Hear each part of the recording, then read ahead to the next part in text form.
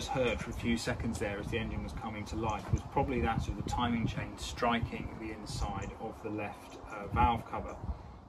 Now, timing chain issues on these cars are obviously well known, and people say to listen for chain noise, particularly on startup. But the lesson that I learnt recently with this one was that you don't always hear the noise from the driver's seat, and in order to detect it, you either need to do what I've just done, which is to video the car starting from the front, or to get someone to listen at the cam covers when you start it.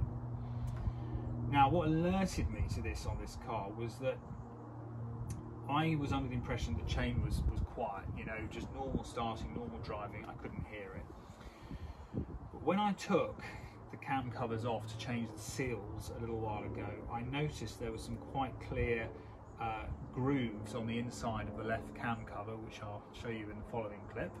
So, see, this is the inboard side of the cover, and I've just cleaned up the inside because you obviously do get a bit of an oil stain that matches up with the movement of the chain on the inside. But having cleaned all the oil off, those two grooves there, they are actual grooves in the metal. So again, that's kind of evidence that it's been striking, slopping about more than it should be. And also, which I'll show you in the following static picture, there were two wear grooves just on the top of the timing casing, in the head there, where the chain had obviously, it wasn't necessarily rubbing all the time when the car was running, but it was clearly doing it on startup.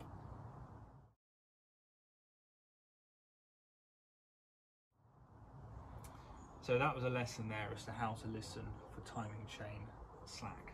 Now, with this car in particular, I'm not quite sure what the culprit is, because I was expecting to find quite considerable chain slack on the timing. So a common way to check for chain slack, or chain stretch is more accurate to say, is to line up the timing marks on the cam and see how they line up with those on the crank. And on this car, they're only about 3, maybe 4 degrees out, which is not a lot considering the fact that it has just over 100,000 miles on it. You normally expect to see a bit more than that.